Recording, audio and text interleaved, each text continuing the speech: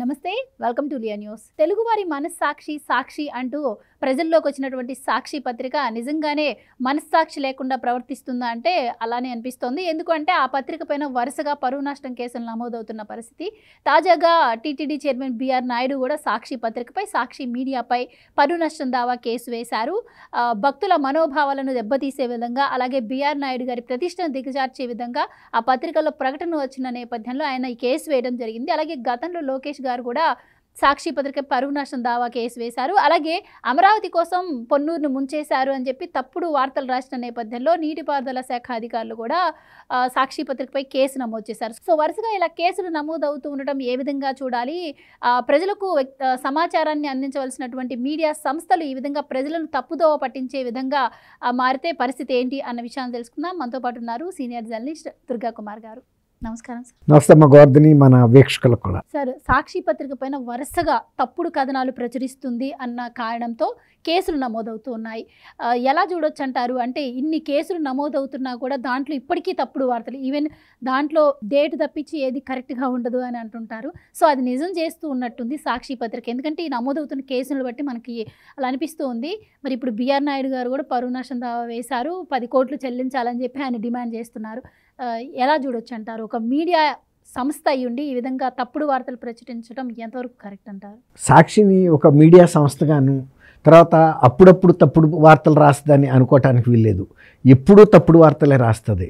వాళ్ళకి అది అలవాటైపోయింది. అసలు సాక్షి నిజాలు రాస్తే సాక్షి అవ్వదు. అది సాక్షి అంటేనే కేవలం జగన్మోహన్ రెడ్డి గారికి ఆయన రాజకీయ ప్రయోజనాలకి కాపాడటం కోసం మాత్రమే ఆ పేపర్ ఏర్పాటైంది. కేవలం రాజశేఖర రెడ్డి గారి కుటుంబానికి కాదు, గతంలో ఆయన కాంగ్రెస్ పార్టీలో ఉన్నప్పుడు ఈ పేపర్ పెట్టినప్పటికీ కూడా కాంగ్రెస్ ప్రయోజనాలను కూడా కాపాడటానికి ఆ పత్రిక ఎప్పుడు ప్రయత్నించలేదు.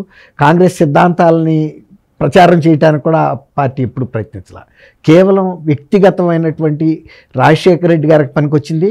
ఇప్పుడు జగన్మోహన్ రెడ్డి గారు ముఖ్యమంత్రి అయిన తర్వాత, లేకపోతే రాజకీయాల్లోకి వచ్చిన తర్వాత, ఆయన చనిపోయిన తర్వాత కేవలం జగన్మోహన్ రెడ్డి గారి బాకా వదటానికి మాత్రమే ఆ పత్రిక పనిచేస్తాయి. ఇప్పుడు అన్నీ వదిలేసినాడికి ఇంకా ఏం మిగులుతుంది అన్నట్టు అన్నీ వదిలేసిన ఆ పత్రిక కానీ, ఆ యాజమాన్యం కానీ వాళ్ళకి ఏమన్నా సిగ్గు ఎగ్గు అనేది లేనే లేదు. నిజంగా కనుక గతంలో ఏదన్నా ఒక వార్త, తప్పుడు వార్త ప్రచారం జరిగినా, ప్రచురణ జరిగినా వెంటనే క్షమాపణ చెప్పేవాళ్ళు. మొదటి పేజీల్లోనే బాక్స్ ఐటమ్ లాగా వేసి, మేము జర్నలిజంలో ఉన్నప్పుడు ఖండన. అలాంటిది ఆయన చంద్రబాబు నాయుడు గారు నారాసుర రక్త చరిత్రని పైనుంచి కింద వరకు వేసిన వార్తకే వాళ్ళు అసలు ఇవాళకి కనీసం వ్యక్తిగతంగా అయినా అసలు మేము పొరపాటున వేసామని ఎప్పుడైనా మాట్లాడారా? ఇవాళకి కూడా మౌనమే. కాబట్టి వాళ్ళు కేవలం ఇటువంటివే చేయటానికే వాళ్ళు ఉన్నారు.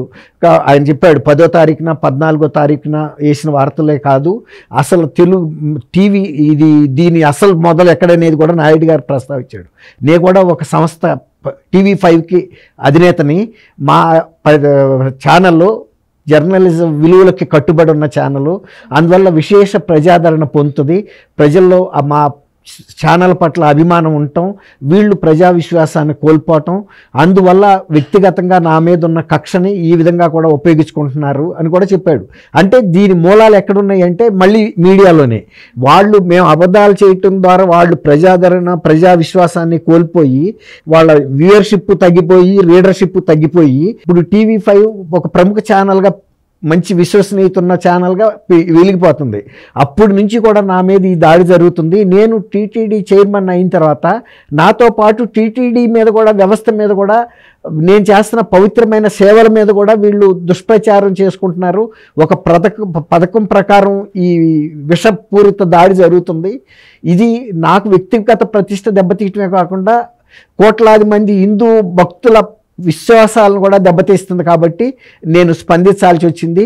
నేను బేషరతుగా క్షమాపణ అయినా చెప్పాలి, లేదంటే 10 కోట్ల రూపాయల నష్టపరిహారాన్ని ఆయన వ్యక్తిగతంగా అడగట్లేదు, టీటీడీ కోశాగారంలో ఏమంటున్నాడు.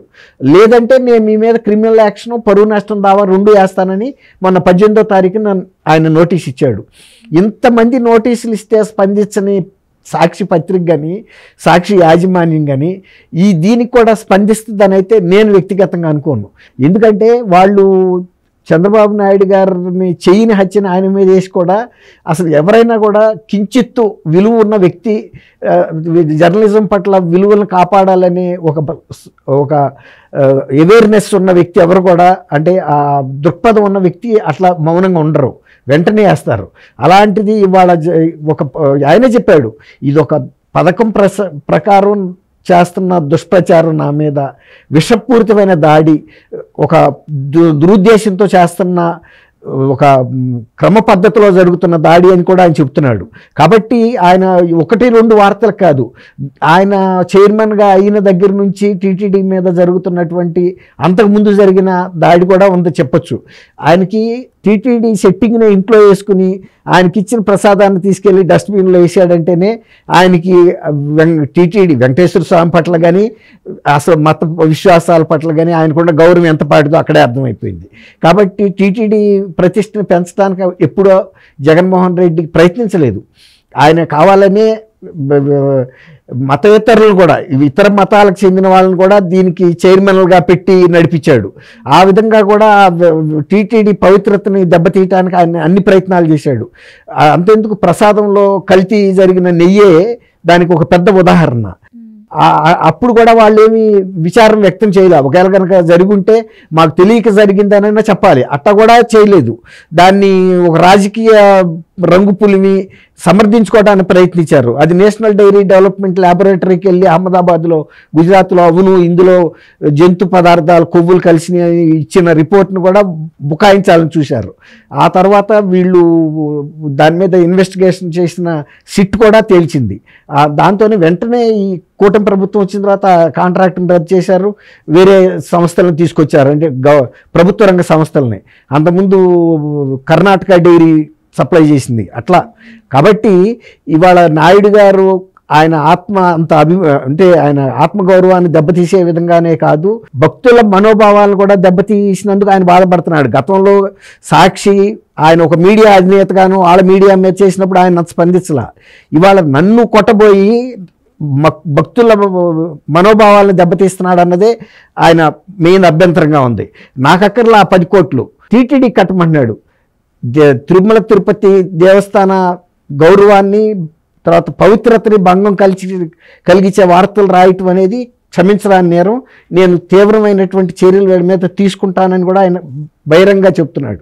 కాబట్టి ఆయన ఇచ్చిన నోటీస్ గడువు తీరేలాగా కనుక వాళ్ళు బహిరంగ క్షమాపణ చెప్పకపోయినా 10 కోట్ల రూపాయల నష్టపరిహారాన్ని టీటీడీ కోశాగారానికి జమ చేయకపోయినా ఖచ్చితంగా ఆయన క్రిమినల్ చర్యలు తీసుకుంటాడు, పరువు నష్టం దావా వేస్తాడు. కానీ అంటే సాక్షి యాజమాన్యం దీనికి రెస్పాండ్ అవుద్దంటారా? అంటే గతంలో ఎప్పుడు అవ్వలేదు. లోకేష్ గారు కూడా వేశారు, ఇప్పుడు కూడా ఆయన కోర్టుల చుట్టూ తిరుగుతూనే ఉన్నారు ఈ కేసుకు సంబంధించి, కానీ ఇంతవరకు వాటి నుంచి ఎలాంటి రియాక్షన్ లేదు.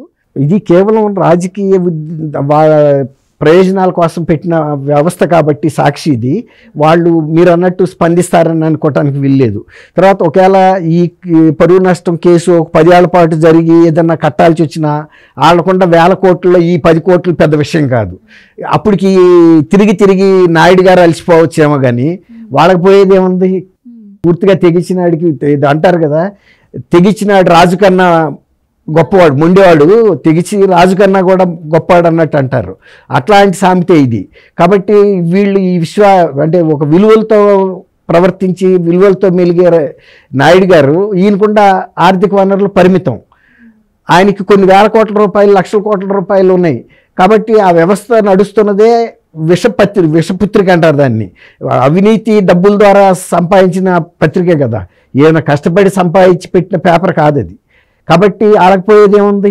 ఇట్లాంటి వాళ్ళు ఎంతమంది ఎన్ని పరువు నష్టం దావాలేసినా అవతలాలకైతే పరువు లేదు, తర్వాత క్షమాపణ చెప్పే సంస్కారం అంతకన్నా లేదు. కడతానికి ఒకవేళ కనుక ఏ సుప్రీంకోర్టు రాగానే వెళ్ళి పెనాల్టీ పడితే అప్పటికి వాళ్ళు కట్టేస్తారు, ఏముంది? అప్పటికి అంతకన్నా ఖర్చు నాయుడు గారికి ఇంకా ఎక్కువ అవుతుంది. అది వాళ్ళ ఉద్దేశం. కాబట్టి డబ్బులు ఉంటే మనల్ని ఎదుర్కోవాలంటే మొండి వాళ్ళని ఎవరు కూడా వాళ్ళ పనులు చెడగొట్టుకుని వాళ్ళు కష్టపడి సంపాదించిన డబ్బుని దీని మీద ఖర్చు పెట్టలేరు అనేది వాళ్ళకుండా మొండి ధైర్యం. అంటే సార్ అంటే బిఆర్ నాయుడు గారంటే ఈరోజు పరువు నష్టం దావా కేసు వేశారు. కానీ ఇలాంటివి ఎన్నో అసత్య ప్రచారాలు సాక్షి పత్రిక నుంచి, మీడియా నుంచి వస్తున్నాయని చెప్పి మనం రోజుకొకటి వింటూ ఉన్నాం. సో వీటికి అసలు అడ్డుకట్టబడేది ఎలాగా? అంటే ఒక క్రెడిబిలిటీ ప్రజలకు అంటే విలువైన సమాచారాన్ని చేరవేయాల్సినటువంటి ఇటువంటి పత్రికలు ప్రజల్ని ఇలా తప్పుదోవ పట్టించే విధంగా ప్రచురితలు చేస్తూ ఉంటే ఇది ఎంతవరకు కరెక్ట్? దీన్ని ఎలా కట్టడి చేయాలి? అందుకే కదా సాక్షి పత్రికని ప్రజలు ఎవరు నమ్మరు, విశ్వసించరు, సందా కట్టరు.